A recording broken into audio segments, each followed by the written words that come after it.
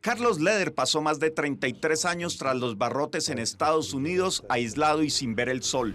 Cuando yo fui extraditado, Colombia poseía 30 millones de habitantes. Ajá. Hoy día somos 51. Muchas de las generaciones nuevas no conocen el concepto, la opinión y la veracidad de la historia, cómo ocurrió.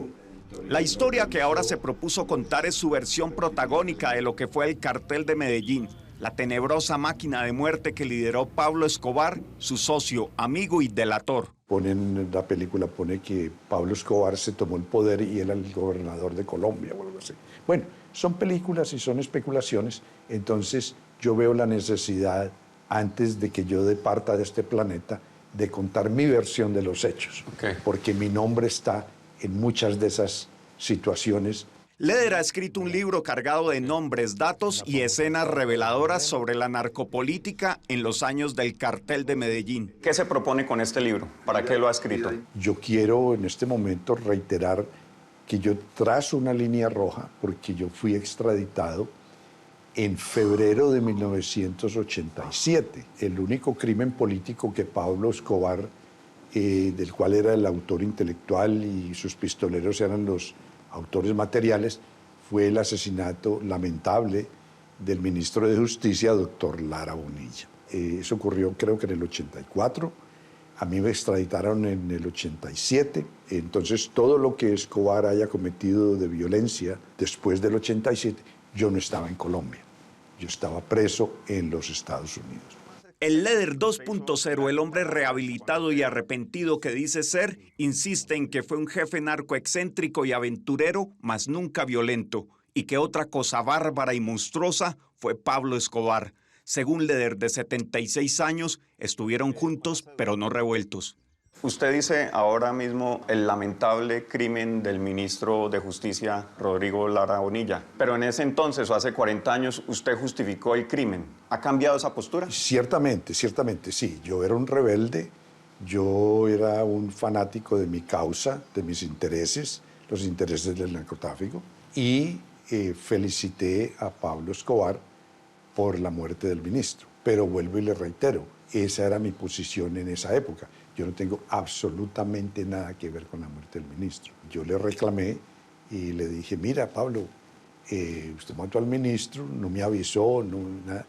Y el presidente Belisario firmó mi extradición, que la tenía en el escritorio sin firmar. Entonces él me pidió excusas, esto y lo otro. Y dije, bueno, yo lo felicito por la muerte del ministro. Eso ocurrió, sí.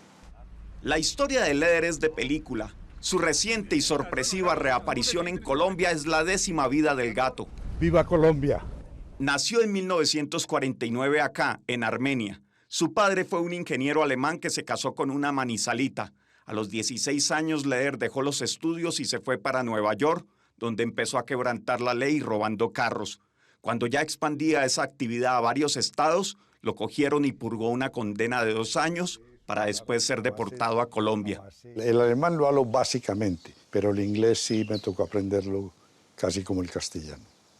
Tantísimos años allá. Se instaló en Medellín y empezó a traficar con droga, trayéndola desde Bolivia encaletada en su propio carro. Fue ascendiendo y montó Leder Auto, un negocio de carros de alta gama, su pasión.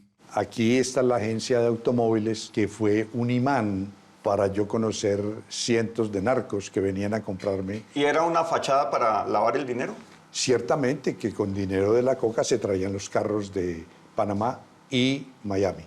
En los expedientes judiciales gringos lo llamaron el Henry Ford del narcotráfico porque Leder, con 20 y tantos años, dejó a un lado las mulas humanas que llevaban un par de kilos de droga y se inventó las rutas marítimas y aéreas con las que hizo llover toneladas de cocaína en Estados Unidos. Pero fueron muchas.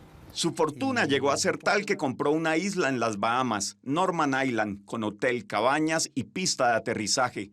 Desde ese paraíso despachó centenares de aviones y embarcaciones a reventar de coca propia y de sus compinches. No sé cuántas docenas de toneladas de cocaína pasaron por la isla. Yo compré la isla aproximadamente por $2 millones. Eventualmente el gobierno o los gobiernos van a confiscar esa fortuna. Y así me ocurrió a mí. La isla la confiscó el gobierno de las Bahamas. Así se posesionó como uno de los jefes del cartel de Medellín y junto a Pablo Escobar combatió la extradición. Lo hicieron combinando todas las formas de lucha. Reitéróle que tanto Pablo Escobar, tan brutal y violento como era, y mi persona, que era pacífico, pues él le hizo monumentos al Capone, yo le hice monumentos a John Lennon. Éramos como el agua y el aceite filosóficamente. Negocios, el dólar nos llamaba igual.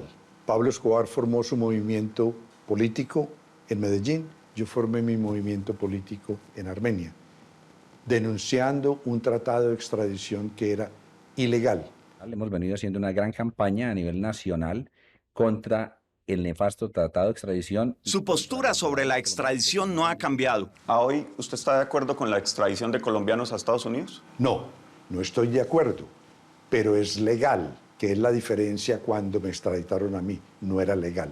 A inicios de los 80, los extraditables lideraron la creación del MAS, acrónimo de Muerte a Secuestradores, un grupo narcoparamilitar que se propuso exterminar a integrantes de la guerrilla y delincuencia común que cometieran secuestros.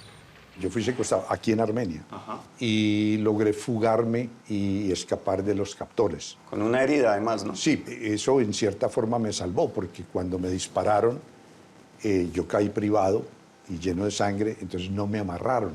Y cuando el jeep salió de la carretera destapada y entró al pavimento, yo ya me desperté un poco y oí carros pasar, empujé al chofer y me lancé por la ventana del chofer. Entonces ya en la carretera me caí y corrí hasta donde no aguantaba más. El MAS pronto se salió de control cometiendo todo tipo de fechorías y asesinatos. La creación de ese grupo, que fue precursor del paramilitarismo, ¿fue idea suya? No, el MAS lo creó Pablo Escobar y otros en Medellín a raíz del secuestro de la señorita Marta Nieves Ochoa. Pablo, que era el hombre de armas, contrató ex policías o ex militares o gente preparada, gente que sabía manejar las armas, y formó un grupo y se lanzó a confrontar a los secuestradores. Leder escribió una proclama en respaldo al MAS y en esta aseguró que los extraditables pedirían a Estados Unidos sillas eléctricas con incineradores incorporados para sentar allí a sus enemigos.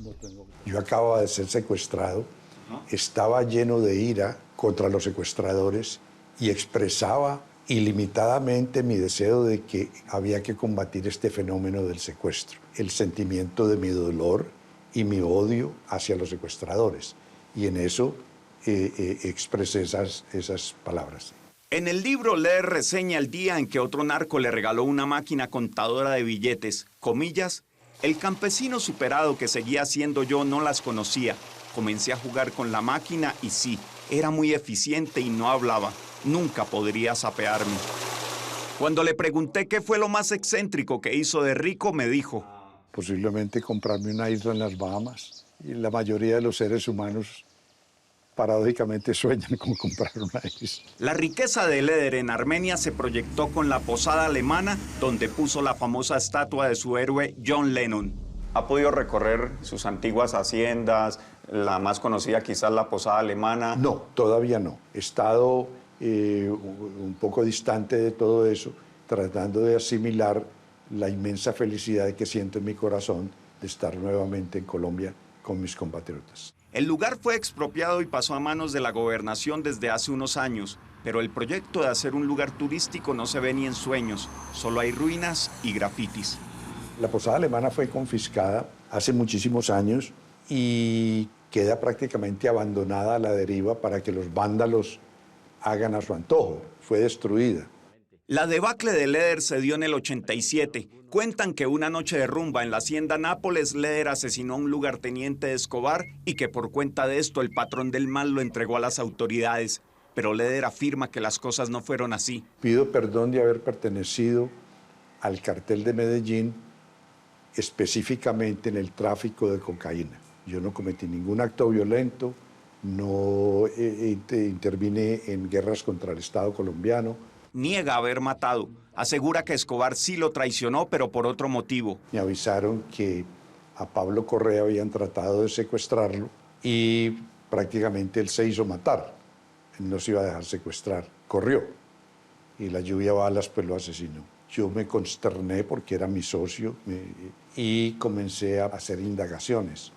Después apareció el cadáver de Alonso Cárdenas y después Rodrigo Murillo. Entonces ya vi que alguien nos estaba matando a todos. Al final Pablo se dio cuenta que yo sabía que él era el que había secuestrado y asesinado a los otros miembros del cartel. Pablo prácticamente acabó con el cartel. Entonces hubo un intento para asesinarme a mí en Nápoles y no tuvieron éxito. Leder fue capturado el 4 de febrero del 87 en Guarne, Antioquia, y ese mismo día fue extraditado. En Estados Unidos fue sentenciado a cadena perpetua más 135 años. Encerrado en un cuarto hermético prácticamente por el resto de la vida. ¿Cuál fue el momento más triste que usted vivió en prisión? Es cuando a uno lo extraditan y lo montan en un avión y siente uno que está saliendo de territorio colombiano. No existe un sentimiento de más abandono, de estar sumido profundamente en el peor abismo de la existencia. Le están quitando a uno la nacionalidad, la identidad, la existencia y se lo entregan a otro. En ese momento usted tenía una cadena perpetua. ¿Consideró el suicidio? No, pero en cierta forma sí me estaba muriendo en la forma que estaba. Yo me imagino si uno encierra un perro en un cuarto por varios años sin salir, posiblemente llega un día y está seco.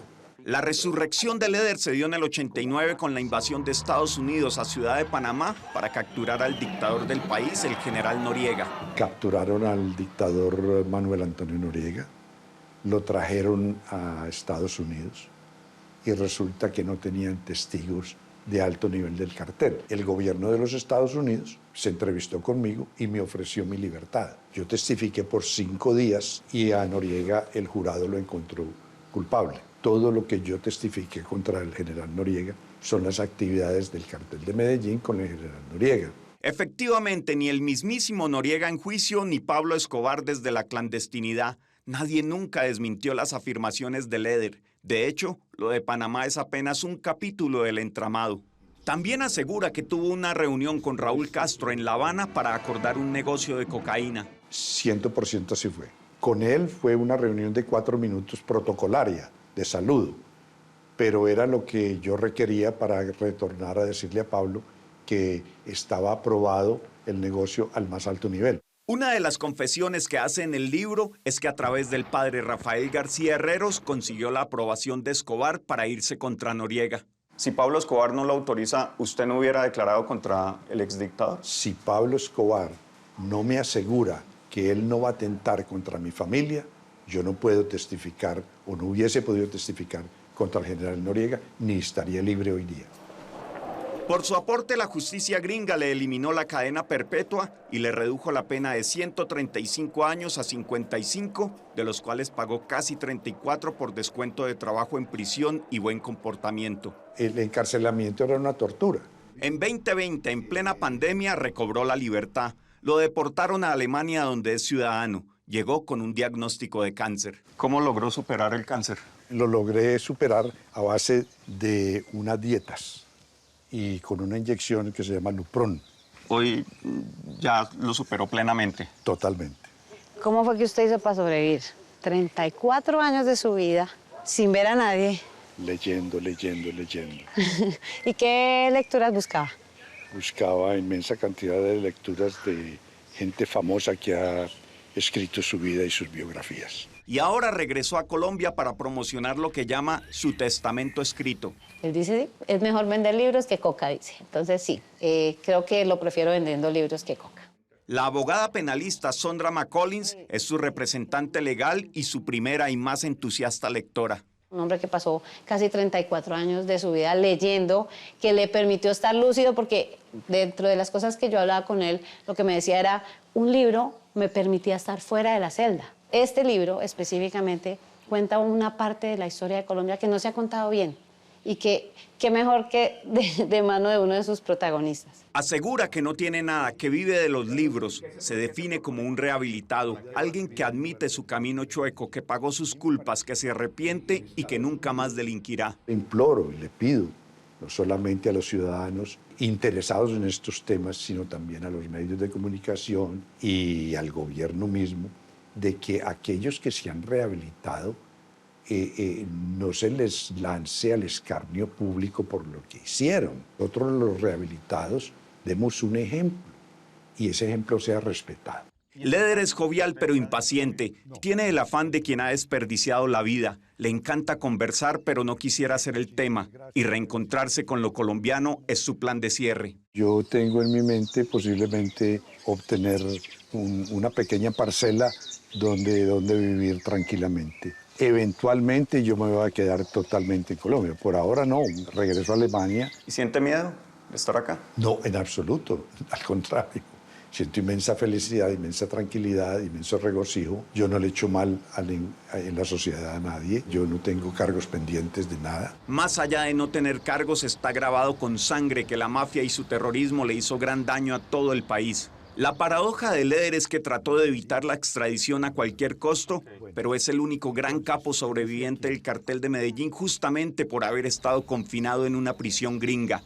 Por eso aún respira, por eso no cayó abaleado como todos los demás.